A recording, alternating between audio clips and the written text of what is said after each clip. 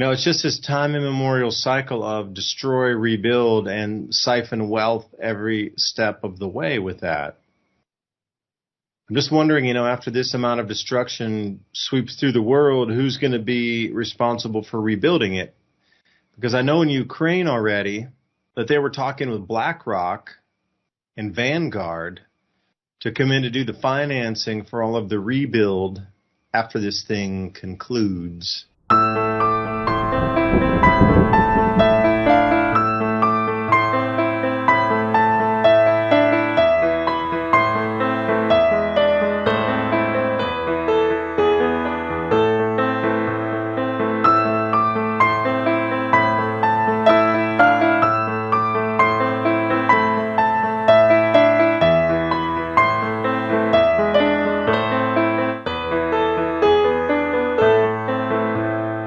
The world we live in right now and the way it's moving, instead of looking at the distraction which they want you to see front and center, however you believe in whatever you think about that, I'm just going to leave that as the distraction that is front and center because it truly is.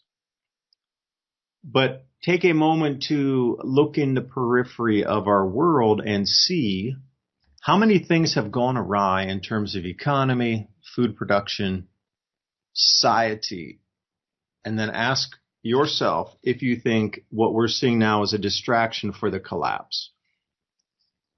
Because as I've been working on the Adapt 2030 channel for these last years, I kept seeing this slow motion train wreck, and I was thinking, it just cannot continue without somebody finally noticing that something has come off and the rivets have busted, keeping metal parts together, whatever it is.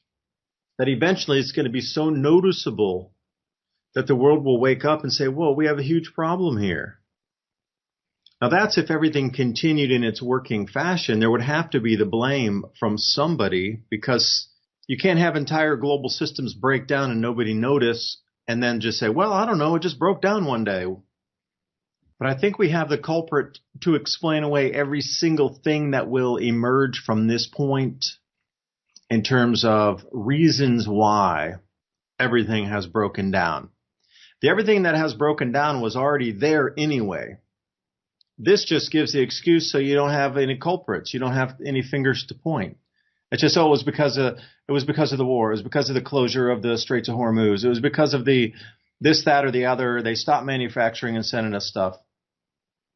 But Gerald Celente, who I'm going to be getting on an interview with, he put out a tweet today earlier that said, as I've said, World War III is on. It only becomes official after the first nuke strike. Gerald wishes everybody an excellent day.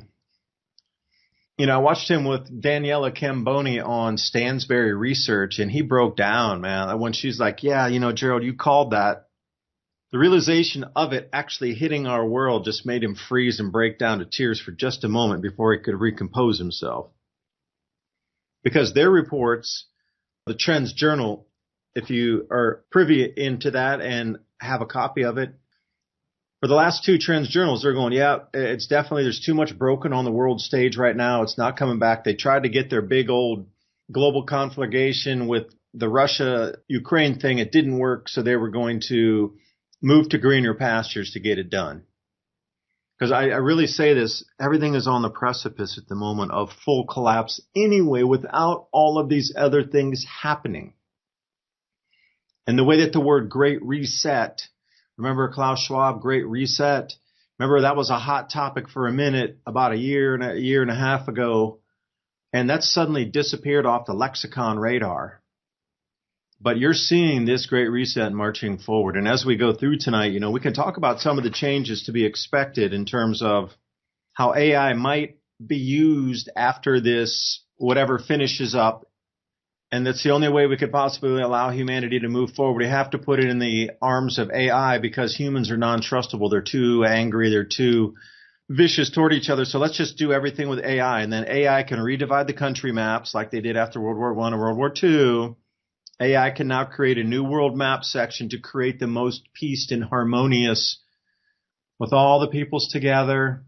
And also the AI can maintain the 15-minute cities, to guarantee that there's enough supply that is distributed equally across the planet, that everybody has enough. Today, the demand for gold continues to flourish globally.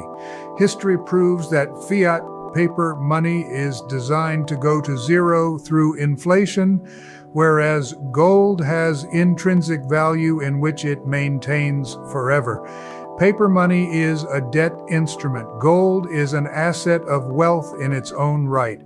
It does not depend upon any governments, corporations, or individuals' promise to repay. ITM Trading has spent the last 27 plus years developing a team of expert researchers and analysts to make this possible.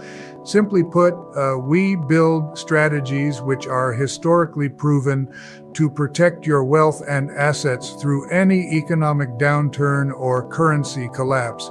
Schedule your free gold and silver strategy call 866-834-1422. That's 866-834-1422, or go to learn.itmtrading.com/MIAC and keep watching Mountain High Time and Mini Ice Age Conversations if you know what's good for you. And nobody will go without, especially in the 15-minute cities. So after this, I am going to say they're definitely going to try to push the world to allow everything to be AI controlled under one global governance structure, including the economy, which will probably take a digital form. I'm just saying. But anyway, Ransom, thank you for joining tonight. I know we got a ton of ideas to roll through, especially with the SEC dropping the lawsuit against Ripple. So you know we're going to digital settlements on that. Ooh, anybody who's holding XRP, hang on to the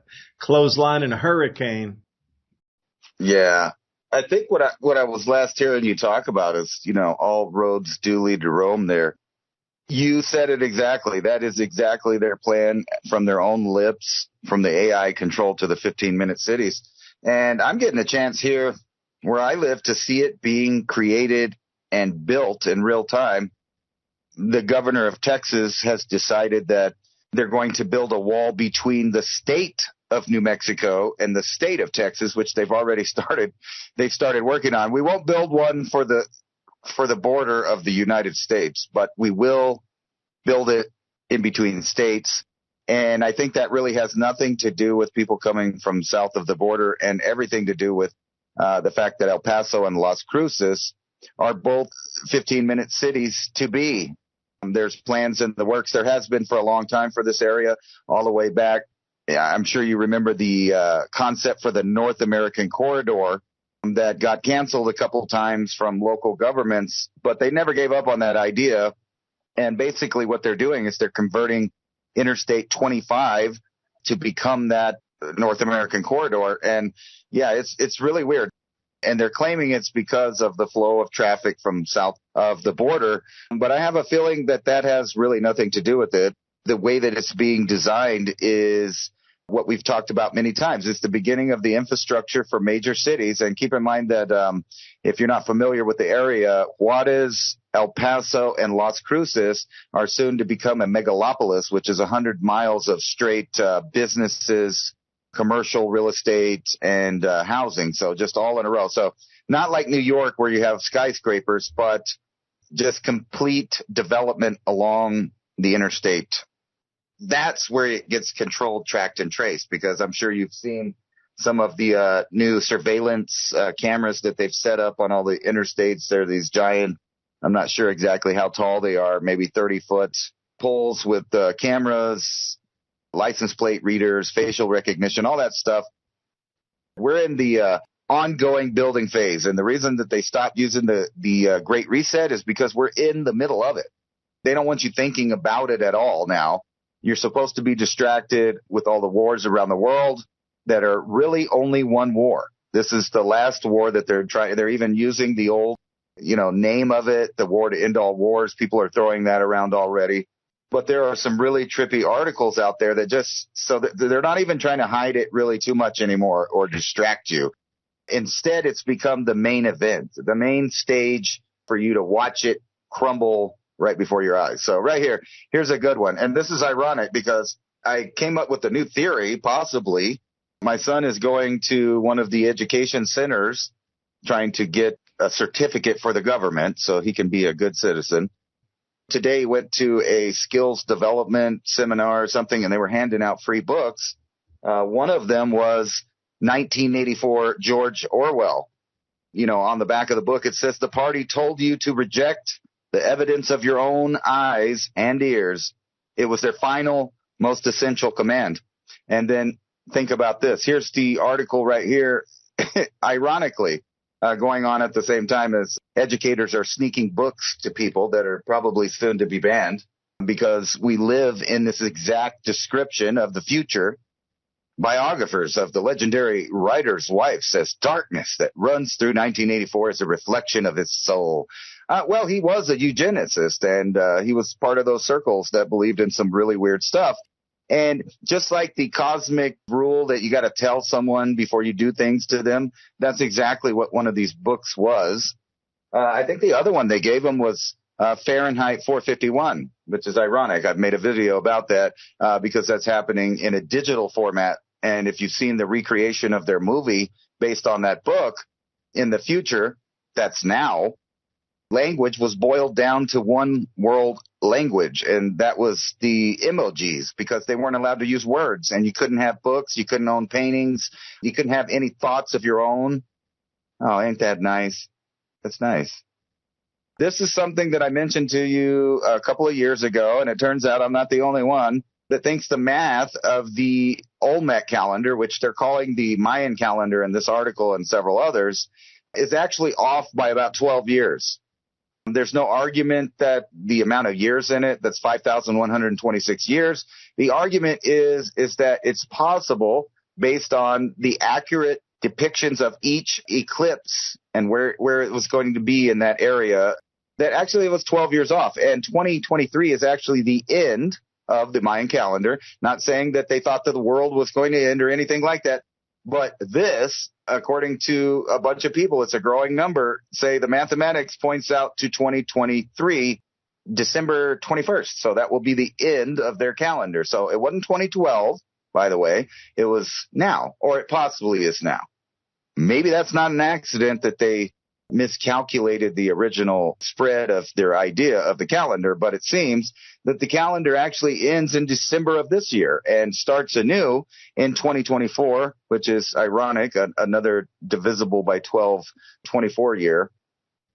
Yeah, do we see the Devil Comet coming in at this time as well? A colossal city-sized comet with horns, and an explosive volcano is heading towards Earth. The Devil Comet. No, I don't have the perihelion on that one right now, but sure looks like it could fill in. Can you imagine the arrival of this thing? And also at Ransom, I sent you that pet goat image as well, with a sinking aircraft carrier and a mushroom cloud in the background. And I'm thinking, wow, how, on time is all of this happening? Because, that one point you made up of the draft, even putting them through boot camp or whatever, basic training, just the way everybody's been brought up today, I'm not sure how effective they would be either. If you're thinking about viability of a fighting force, and you look at people raised on video games and very little exercise and how they don't play outside, how the vilification of any kind of firearm, even for hunting, has been done, like percentage of our population that's ever picked up and fired anything is, going to be borderline 50%, zero. And then you put them over there against a hardened force, it's going to be a Charlie Foxtrot, as they say. So I'm looking at that, and how many of you are willing to go overseas to fight? Are you willing to send your daughters and your sons over there, smiling and cheering the entire way, gleefully sending them off at the airport, and your daughters as well? Because you want that, it's coming. People are so into this thing, it's almost like they're watching a video game, but it is going to slap you across the face so hard and rip your families apart. What I really see is both sides trying to push this Armageddon thing and make it happen. You think it's going to be fun to go through that? Talking about Japan. And I traveled there before. The exchange rate was like 80 to a US dollar. Now it's around 150 right now.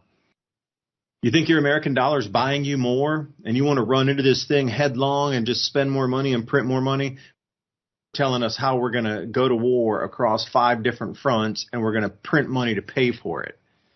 You don't think it's going to be a extreme inflationary event back in the United States either? And then they had the London Stock Exchange halt trading because of some cyber attack. And you could see it everywhere. It's starting to contract. At least the analysis that I've done so far is to stop the oil flowing to China, so China implodes from the inside, and their gold-backed currency, which is the cornerstone of the new BRICS, commodities trading, gold-backed settlements, would stop for some period of time. But you got to realistically, think about if you're going to be cheering your sons and daughters getting sent off to multiple front wars just because you think it's a cool idea that you saw on the news somewhere. Because that's what they've goaded you into supporting. Because the entire world's gone mad. And I want to say one thing about electromagnetic activity changes and what occurred on the 7th of October. Our planet, the solar system, the sun was behind us, and the 4 gas giants lining up into their maximum parallel toroidal field interplay of a second magnetic field in our solar system will occur October 23rd in 2024. But as we pass through that field, which is amplifying, currently at its maximum state for this year, not at the maximum state for the entire cycle of this, we pulled through that state of electromagnetic upsetting, for a better term, the same day all of this stuff kicked off in the Middle East. They've done an enormous amount of studies with rats in different electromagnetic field chambers, and the lower the electromagnetic field goes, the angrier those rats became. But we went through that electromagnetic intensity of as high of a disruption as it could be for this year, right when all that stuff kicked off on the 7th. And I am looking at that going, they were riding on top of a natural cycle to get a wider and a greater outcome on your emotions pulling through. They understood that electromagnetic disruption during those days had something to do with amplifying the human emotion and bending it. I absolutely see the same thing. We don't have any skin in the game as Americans, so to speak. It's on the other side of the world. Intelligences have had their hand in every single one of these conflicts for a really long time. And they go out of their way to go to specific areas that have ethnic tensions, political tensions, whatever they can use to cause turmoil. And they put assets on both sides of the conflict. As we've seen in the U.S., which, by the way, things are getting really weird here. You can see that the hand's in it, and we shouldn't get fooled again. The entire stretch between 2001 and all the way up to a more famous Benghazi incident, and also weapons from North Korea. Is that real or not? Who knows? But it's going to be used to entangle the lines. And if you've noticed, the entire fleet is, basically in 3 spots. The Black Sea there, on the other side of that in the Mediterranean, and then we're over by Taiwan. So you can see the exact locations of where they're going to spread it out from. Let's skip a little topic and talk about the degradation of our own society over here, and the reason we shouldn't even be worrying about any of that stuff, and we shouldn't be involved in entangling ourselves with foreign affairs, playing around with assets around the world to cause geopolitical strife. And what does that mean for us as Americans? Well, it means a crash of our economy. And then you got what's going on basically all over the world is the setup for World War III. And they're already setting up where they can point the fingers and how they can sway the public to go over to their side of thinking. I'm more interested in helping other Americans get through the bad times that are coming. Don't forget that they already planned this. And every couple of years, they make sure that we remember that they planned for all of this. with their doomsday vaults that have all of the good heirloom seeds in there. They're not keeping those GMO seeds that they're, mass producing now. Good stuff in these vaults. They are planning on getting out of the way and letting the reset happen, just full swing now. But this is the real kicker that I wanted to point out. There's an increasing number of desperate people that have given up on life. And they've given up on life because of the things that we're talking about, the mass distraction that demoralizes and dehumanizes human beings at the human level. And you wonder why people that have issues or, addictions or other things that already are weighing down on their soul get desperate, and they end up on the streets of Philadelphia, of Seattle, of LA. I mean, it's all over the place. You see the Walking Dead, the zombies walking around, and there seems to be no real mechanism to try to stop this from happening. Instead, they're increasing it. But Canada's come up with an answer, and I did predict this. If you remember, we did a show before, and I was talking about how Canada, they have made it where you can volunteer to off yourself, and they're doing this in Europe too.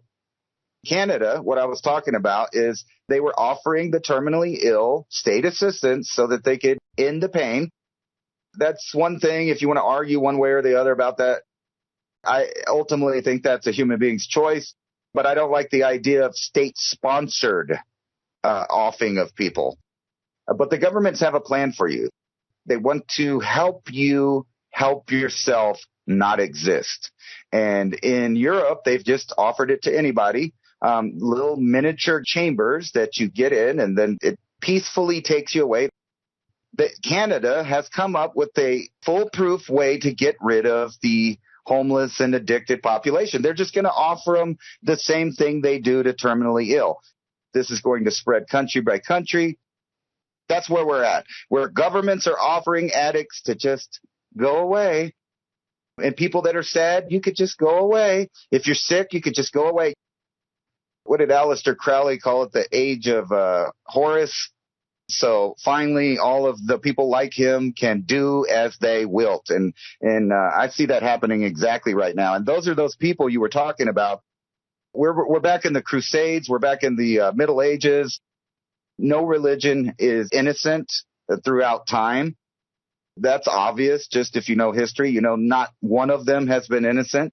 And they're not going to continue to be innocent as long as you have people that think that they control the future's lives of the peons, which is the people under them, and that they have the right to rule based on their bloodlines or whatever they base it on. We're going to have these problems.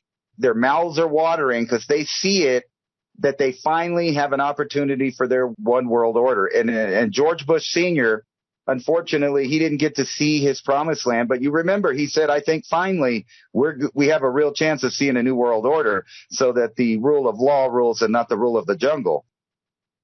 Who gets to rebuild after the destruction? Do you think BlackRock will be in line for that? Because we see the same cycle. It's just silliness any way you look at it. Go through something, destroy it. Banks come in and rebuild it. Companies come in and rebuild it. Whether you're talking about Halliburton and BlackRock currently, further back after World War II, with Conoco and other oil companies coming in to set up the Middle East after the North African campaigns in Tunisia and Algeria. It's just this time immemorial cycle of destroy, rebuild, and siphon wealth every step of the way with that. I'm just wondering, after this amount of destruction sweeps through the world, who's going to be responsible for rebuilding it? Because I know in Ukraine already that they were talking with BlackRock and Vanguard to come in to do the financing for all of the rebuild after this thing concludes. Where does that take us? And that whole thing about ending your own days in a machine, you just have to wonder, along with, the advanced technologies we have currently, if that would somehow be able to capture your soul in there. Obviously, you mentioned addicts, etc. Would they even know they're in a soul-capturing machine? And then what would be done with their soul? Because, you look at that point, then, you've given your soul literally to something else. You got to wonder, some of these technologies and these ways out for humanity, are they really ways out or are they traps? How advanced is the technology on our planet? And these things we see from Boston Dynamics and the cool robots doing parkour and jumping backwards and doing backflips and stuff, that's 50-year-old technology. What they can do today, I'm sure, there's cyborgs have already blended in with us. And, what you're seeing currently, even in science fiction movies, is what they have at the level of today. They're trying to feed you that it's in the future. That's the whole thing that's insidious, is they're always trying to feed you that it's the future, but everything already has occurred or is occurring right now. The Operation High Jump and electrogravitics anti-gravity technology, how that's going to be unveiled somehow during this global conflict, that will be the new energy system, because we know that the green energy with the solar panels and the windmills, that's not going to work for enough power. But if somehow these craft were to crash and we could re-engineer it, that could suddenly be a new power source for the new world. And you can already see the new world is planned, but it needs a new power source, but oil's probably not going to do it. Because you could see during this time that all the oil infrastructure across the planet is going to be damaged, probably on purpose. Because that way, most of these OPEC countries that are now aligned in the BRICS trading bloc, if you can wipe out all their oil infrastructure, they'll have no revenue. And if oil's not really a thing to trade anymore, that could be a commodity to offset, they would be forced back to the U.S. dollar. And also it would take them 50 years plus to recover. So think about distraction is what we're seeing in the Middle East. But what we're really seeing is a dollar versus de-dollarization campaign going on across the planet. This is a cornered animal, the United States, going into a collapsing economy and hyperinflation, and the world throwing the reins off of control of the dollar. And they want to keep that power, and they're going to do anything in their means to do so. They're going to burn the planet down to keep that dollar intact. This is truly what we're witnessing. It might appear that it's something else, but in the grand scheme of things, it's incredible simple of what we're seeing right now. Dollar versus BRICS. Now, we have to come to a new energy system for the new world to evolve and the new world to continue. We need a new form of energy to power the factories that don't pollute. Because you might think it's destruction and, oh, how terrible would that be? Those people there, they're not going to have an economy and it's going to take forever. And, it's going to cost them so much money to rebuild. And could they ever rebuild? And da-da-da-da. The answer is absolutely they'll rebuild. And it's going to require an interest payment to get the loans for them to rebuild. You think people are cheering this war on stuff on either side. That's nothing compared to the bankers jumping, probably banging their heads on the ceiling as high as they're jumping, supporting this thing, because they know every single explosion they see on the TV and echoing sound of reverberating shock waves means more money in their pocket. Every reverberating shock wave is an extra 0.1% in interest that they'll need to raise the rates. 8% is now what you need to pay for a home. I'm wondering what it'll be for rebuilding loans, because the higher their interest rates go, the more that they're going to also be able to charge for rebuilt loans through BlackRock and Vanguard. This world's being set up to collapse and mask the collapse. That was already ongoing anyway. Like I started in the beginning of the first hour. All of these things were in the collapse mode anyway. It's just like the fourth turning. We're in the 80th year of this fourth turning. We're at the winter phase of the fourth turning. It was all in the downturning trend anyway. So what better way to mask it is destroy everything and then rebuild it. And again, that follows the fourth turning. The spring phase is when everything's growing again, because there's so much money poured into it that everything's growing after it was destroyed, because there's so much money being thrown around to rebuild. And it's strange how World War I was the same in Europe. Destroy, rebuild, golden age. How much money was floating around before the Great Depression in America? That was a direct result of all that destruction in Europe and the rebuilding. And America had a lot of the steel plants and all these kind of things that they needed for rebuilding in Europe. So, of course, the American economy was rocking because we were giving them supplies to rebuild Europe. after we were also destroyed it. World War II, the exact same. How do you think Japan got all of its materials? Do you think the materials just magically came from China? Not at that time. They sure didn't. They came from the United States to rebuild Japan.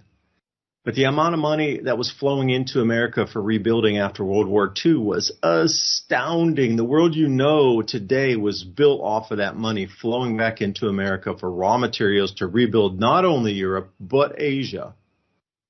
So can you imagine now, when the entire planet's rocked by destruction, who's going to have the money to rebuild it?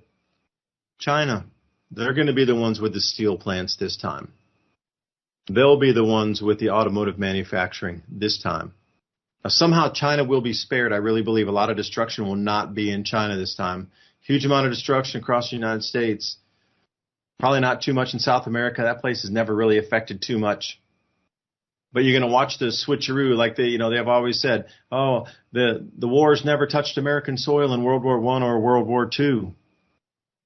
But if China's left alone, along with Russia, then they would be the ones that would rebuild. And then all of a sudden, the BRICS currency makes sense because all that money is going to flow in because they have all the hard manufacturing that we left go in America. But this new world that's going to be built upon will not be built upon fossil fuels again. It's going to have to be something different.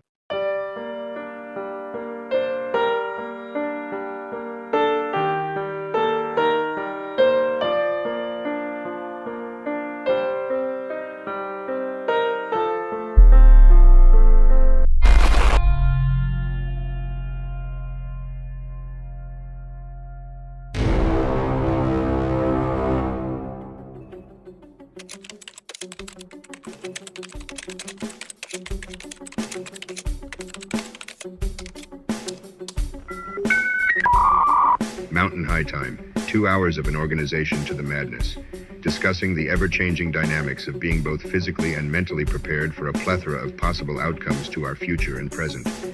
A look into the latest technologies, new scientific discoveries, and how they might be used in connection to the human domain and controlling it, ancient cultures and places. Be warned. This is an opinionated look through headlines, guests that are not afraid to question the narrative, a little bit of crazy ramblings of a stoner conspiracy factist that pushes constitutional concepts. The place and the time are the same, another dimension we call Mountain High Time. Saturdays 10 p.m. Eastern, 8 p.m. Mountain High Time, right here on Revolution.radio, where information never sleeps and truth breaks the spell.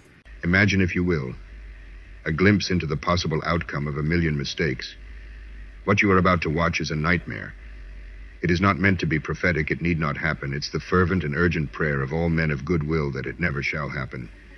But in this place, in this moment, it does happen. In the midst of it comes unexpectedly over the phone the announcement of the President of the United States, the warning from the very top declaring a state of emergency of suspected enemy missiles approaching. It's anyone's guess where they might land. What city will be obliterated? How many could be lost? And last but not least, will it be me?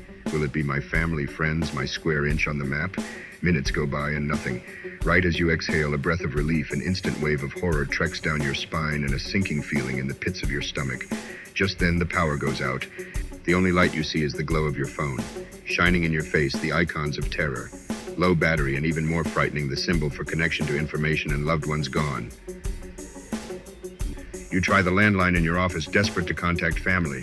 Nothing at all, just a bone-chilling empty silence. Panic-stricken, you blindly forage for your car keys. Success. Something in this nightmare of a day has gone right. Now it's a desperate mad dash for your car. Your mind now in a near intellectual paralysis.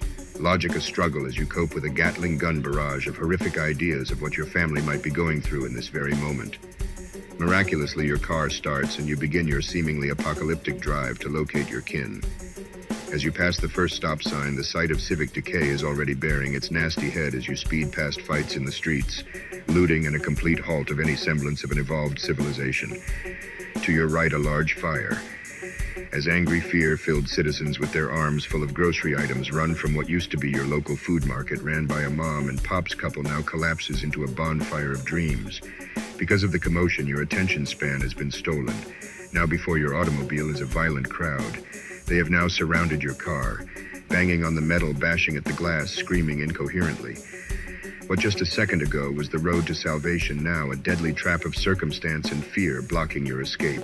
This can't be happening, repeatedly echoing in your head as you start to mumble the phrase in a shrieking, inaudible, childlike tone to yourself. The trepidation now filling your lungs like a poison fog, suffocating and smothering in its certainty. Just then, as your heart and soul seem to be having synergistic perturbations, an alarm blares, overwhelming your senses. Immediately you recall the warning of missiles. You close your eyes and expect the end. But the alarm morphs into a sweet, familiar beckoning of your alarm clock. You open your eyes and switch off the welcoming timepiece. A warm filling of relief as you realize your family is safe in their beds, and no pending doom is written in the stars today. For a split second, you ponder the poor people of your vision, and it reinforces your confidence that you have already prepared for the any scenario. You have peace of mind your children will eat and thrive, because you invested in their future to give some stability if any break in the normality of life happens. You invested in heaven's harvest. The you in this story was a fictional you. But do you get the feeling something unthinkable is going to happen soon? I sure do. The problem is we probably won't see it coming. One morning you'll wake up and the world will be a much different place. Don't panic, prepare. Smart folks are investing in emergency food now. A wise man once said, "It's better to have it and not need it than need it and not have it." Heaven's Harvest is the nation's leader in emergency food storage. It's the only investment you get 100% of your money for, even better than gold. Survival experts recommend the 3-month emergency food kit. Go to heavensharvest.com, use the code ADAPT at checkout and save a mind-blowing 15%.